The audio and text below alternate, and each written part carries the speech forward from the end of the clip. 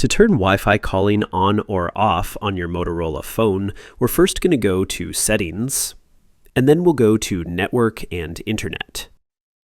Then from here, you will tap into SIMs and Mobile Network, and then tap the SIM card that you are using. We'll scroll down a bit and you will see an option for Wi-Fi calling here. I'll tap that, and here's our toggle for turning Wi-Fi calling on or off. While you're here, you can change the calling preference and tell your phone whether you'd like to prioritize Wi-Fi calling or calling over the standard mobile network.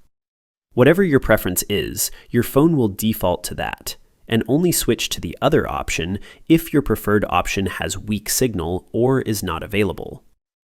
The roaming preference is basically the same thing, allowing you to determine whether the default should be Wi-Fi calling or using a mobile network. But roaming refers to the situations where you are either abroad, or this can also kick in domestically if you are in a remote area where your primary carrier doesn't have towers and your phone has to borrow a partner network's signal. Anyways, that's how you enable Wi-Fi calling on your Motorola phone. Click that like button if this helped,